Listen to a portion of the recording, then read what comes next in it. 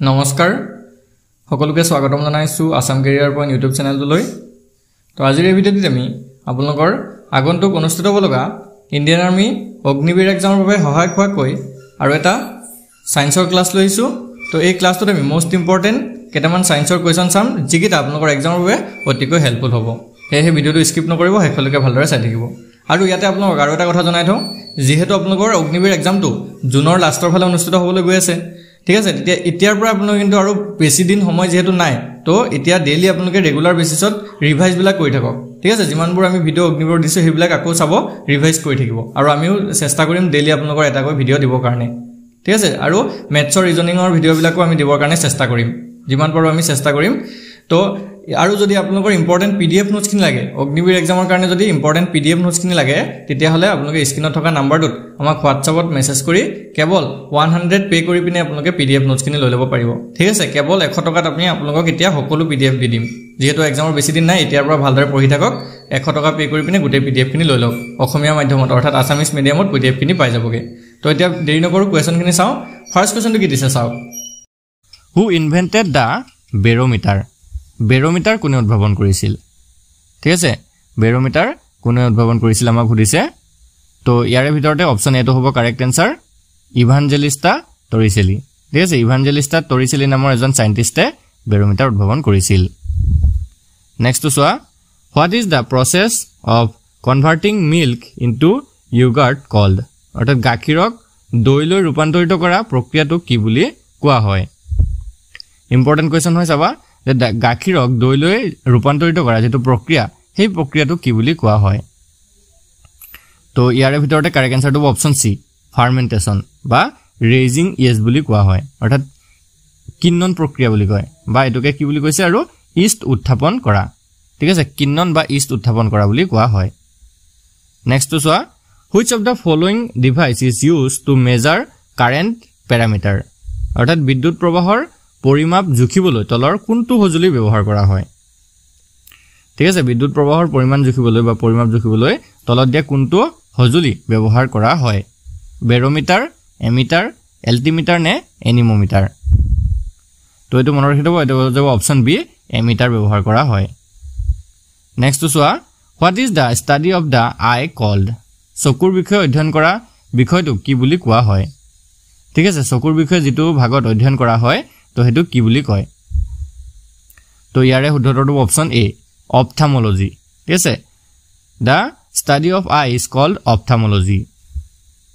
next টু সোৱা the velocity of sound is maximum in অৰ্থাৎ তলৰ কোনটো মাধ্যমত শব্দৰ বেগ সৰ্বোচ্চ হয় ঠিক আছে শব্দৰ বেগ কোনটো মাধ্যমত সৰ্বোচ্চ হয় আমাক খুদিছে গোটা মাধ্যমত জুলীয়া মাধ্যমত গেছত নে সকলোতে সমান হয় সো ইয়াৰে ভিতৰত কাৰেক্ট আনসাৰটো অপচন এ সলিড ঠিক আছে মনৰ ৰাখিবা গোটা মাধ্যমতে শব্দৰ বেগ সৰ্বোচ্চ হয় next question what is the SI unit for of current বিদ্যুৎ প্ৰবাহৰ এসআই একক কি হয় ঠিক আছে বিদ্যুৎ প্ৰবাহৰ এসআই একক কি হয় তো ইয়াৰে ভিতৰত কাৰেক্ট আনসাৰটো যাব অপচন এ এম্পিয়াৰ হয় তো এটো মনৰ ৰাখিবা বিদ্যুৎ প্ৰবাহৰ এসআই একক হৈছে ampere next question what is the atomic number of the element hydrogen hydrogen মৌলটোৰ পাৰমাণবিক সংখ্যা কিমান হয় ঠিক আছে মন ৰাখি থবা হাইড্ৰোজেন মৌলটোৰ পাৰমাণবিক সংখ্যা হৈছে 1 তো অপচন এটো হ'ব কাৰেক্ট আনসাৰ ঠিক আছে নেক্সট কোৱেশ্চন তো সোৱা what is the chemical symbol of dry ice হুকান বৰফ বা আমি যেটো হুস্ক বৰফ বুলি কওঁ সেই হুকান বৰফৰ ৰাসায়নিক সংকেতটো কি হয় তো ইয়াৰ ভিতৰত কাৰেক্ট আনসাৰটো অপচন এ CO2 বা কাৰ্বন ডাই অক্সাইড যেটো আছে এটোকে হুকান বৰফ বুলিও কোৱা হয় next question which of the following disease affect the body's lungs তলৰ কোনটো ৰোগে শৰীৰৰ হাঁওফাঁওত প্ৰভাৱ পেলায় ঠিক আছে মানুহৰ শৰীৰৰ হাঁওফাঁওত কোনটো ৰোগে প্ৰভাৱ পেলায় সুধিছে কি হ'ব টাইফয়েড হ'ব নে পাইৰিয়া হ'ব নে যক্ষ্মা হ'ব নে মেলেৰিয়া হ'ব তো মনত ৰাখিব এটো যাব অপচন সি যক্ষ্মা অৰ্থাৎ টিউবাৰকুলোছিছ যেটোক আমি টিবি বুলিও কওঁ তো এই টিবি বেমাৰটোৱে হাঁওফাঁওত প্ৰভাৱ পেলায় next question glaucoma occurs in which part of the body তো গ্লুকোমা ৰোগটো শৰীৰৰ কোনটো অংগত হয় তো গ্লুকোমা যেটো ৰোগ হয় এটো কোনটো অংগত হ'ব এটো হ'ব অপচন এ দা আই অৰ্থাৎ চকুত হয় next question which planet is called red planet কোনটো গ্ৰহক ৰঙা গ্ৰহ বুলি কোৱা হয় which planet is called red planet তো এটো হ'ব অপচন এ মার্স অর্থাৎ মঙ্গল গ্ৰহক ৰঙা গ্ৰহ বুলি কোৱা হয় নেক্সট কোৱেশ্চন কি দিছে সোৱা who first showed that the sun was at the center of solar system কোনে পুন প্ৰথমে সূৰ্যক সৌৰজগতৰ কেন্দ্ৰত থাকে বুলি দেখুৱাইছিল কেছে পুন প্ৰথমে কোনে সূৰ্যটো যে সৌৰজগতৰ কেন্দ্ৰত থাকে হেতু দেখুৱাইছিল তো এটো হৈ যাবগে অপচন ডি কপাৰ্নিকাছে তো এটো মনৰ হিতবা কপাৰ্নিকাছে এটো দেখুৱাইছিল next question what is the SI unit of force বলৰ SI একক কি হয় ঠিক আছে বলৰ SI একক কি হদিছে তো এটো হ'ব অপচন এ n মানে হৈছে নিউটন তো এটো মনৰ ৰাখিবা বলৰ SI এককটো কি হয় নিউটন হয় next সোৱা what is the other name of Newton's first law of motion নিউটনৰ গতি বিষয়ক প্ৰথম সূত্ৰৰ অন্যটো নাম কি হয় নিউটনৰ গতি বিষয়ক যিকিটা সূত্ৰ আছে তিনটা সূত্ৰ তাৰে প্ৰথম সূত্ৰটোৰ আৰু এটা নাম আছে তো হেতু কি হয় তো এটো হ'ব option B law of inertia অৰ্থাৎ জড়তাৰ সূত্ৰ বুলি কোৱা হয় নেক্সট কোৱেশ্চনটো হৈছে what is the name of the scientist who gave the three formulas of motion গতি বিষয়ক সূত্ৰ তিনিটা দাঙি ধৰা বৈজ্ঞানিকজনৰ নাম কি তো এটো আমি জানোৱে এটো হ'ব অপচন এ নিউটন স্যাৰ আইজাক নিউটন এই গতি বিষয়ক তিনটা সূত্ৰ দাঙি ধৰিছিল next question which part of the eye controls the amount of light entering the eyes অৰ্থাৎ চকুত প্ৰৱেশ কৰা পোহৰৰ পৰিমাণ নিয়ন্ত্ৰণ কৰা চকুৰ অংশটোৰ নাম কি হয় ঠিক আছে চকুৰ কোনটো অংশই পোহৰৰ পৰিমাণ নিয়ন্ত্ৰণ কৰে ঠিক আছে চকুত প্ৰৱেশ কৰা পোহৰৰ পৰিমাণ নিয়ন্ত্ৰণ কৰে তো হেতু চকুৰ পাৰ্টটোৰ নাম কি হয় কোনটো হ'ব অক্ষিপট হ'ব নে কৰ্ণিয়া হ'ব নে চকুৰ মনি হ'ব নে চকুৰ পতা কোনটো হ'ব তো এটো হ'ব অপচন ডি চকুৰ পতা অৰ্থাৎ এটো আইৰিস আছে এই আইৰিস পাৰ্টটো next question which technique is used in washing machines to squeeze out water from wet clothes অৰ্থাৎ washing মেচিনত ভিজা কাপোৰৰ পৰা পানী আঁতৰাবলৈ কোনটো পদ্ধতি ব্যৱহাৰ কৰা হয় ঠিক আছে যিবিলাক তিতা কাপোৰ থাকে তিতা কাপোৰৰ পৰা পানীখিনি আঁতৰাবলৈ কি মেথড ইউজ কৰা হয় বা কোনটো প্ৰক্ৰিয়া ইউজ কৰা হয় তো এটো হ'ব অপচন বি সেন্ট্ৰিফুগেশন অৰ্থাৎ অপকেন্দ্ৰিক পদ্ধতি ব্যৱহাৰ কৰা হয় next question who discovered the nucleus in the cell তো কোনে কোষৰ কোষ কেন্দ্ৰ আৱিষ্কাৰ কৰিছিল কোষৰ যেটো কোষ কেন্দ্ৰ থাকে হেতু কোনে আৱিষ্কাৰ কৰিছিল তো ইয়াৰ কাৰেক্ট আনসাৰটো অপচন বি ৰবাৰ্ট ব্ৰাউনে আৱিষ্কাৰ কৰিছিল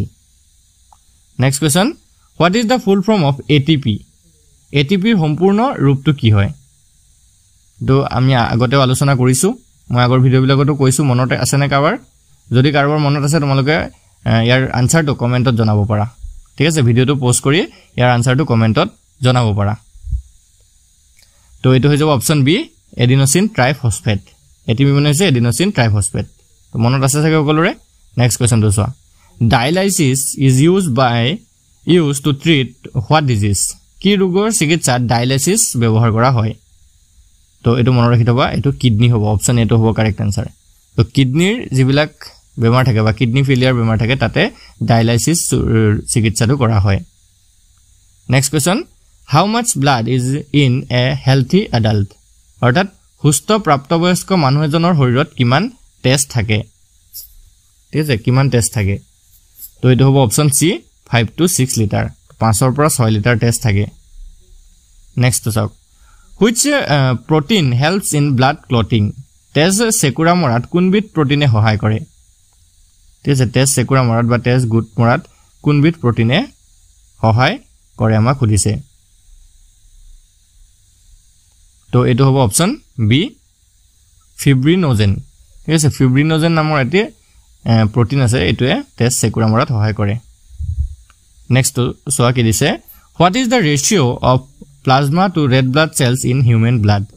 মানুহৰ তেজৰ প্লাজমা আৰু ৰক্তকণাৰ অনুপাত কি হয় তো এটো হ'ব অপচন সি 55% ৰেশিও 45% ঠিক আছে তেজৰ প্লাজমা আৰু ৰক্তকণাৰ অনুপাতটো হৈছে 55 ৰেশিও 45 next কোৱেশ্চনটো সোৱা which white blood cell is groundless কোনটো শ্বেতৰক্ত কণিকা দানাবিহীন হয় কোনটো শ্বেতৰক্ত কণিকা দানাবিহীন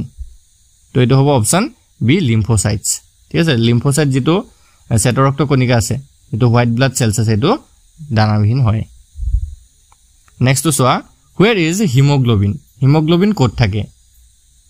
তো hemoglobin ক'ত থাকে লোহিত ৰক্ত কণিকাত থাকে শ্বেতৰক্ত কণিকাত থাকে অনুচক্ৰিকাত থাকে নে লিপিডত থাকে তো এটো হ'ব option A in red blood cells অৰ্থাৎ লোহিত ৰক্ত কণিকা বিলাকতে hemoglobin থাকে next to সোয়া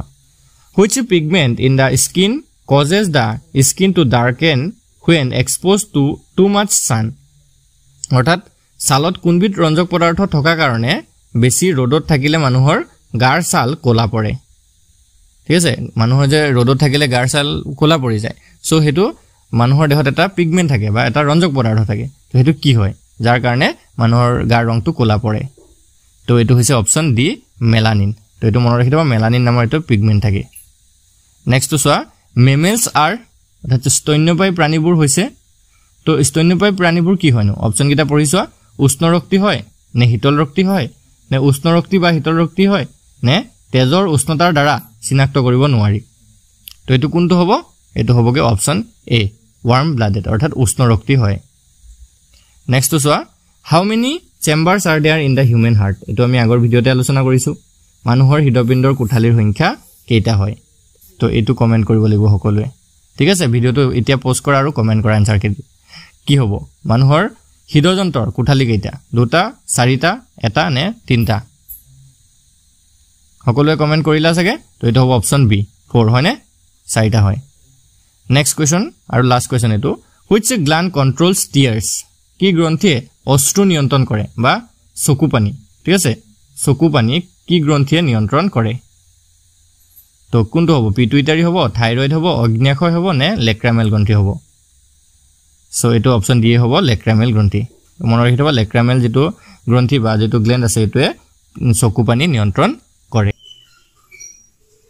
তো বন্ধুসকল আজি ভিডিওটো আপোনালোকৰ বাবে ইনফৰমেটিভ হলে ভিডিওটো এটা লাইক কৰি দিব আৰু যদিহে আপোনালোকৰ ইম্পৰ্টেন্ট পিডিএফ নোটছ কিনে লাগে তেতিয়া হলে স্ক্ৰিনত যেটো নাম্বাৰ দেখিছে সেই নাম্বাৰটোত আমাক WhatsAppত মেছেজ কৰি ইম্পৰ্টেন্ট পিডিএফ কিনি লৈ লব কেৱল 100 টকা পে কৰি পিনে ধন্যবাদ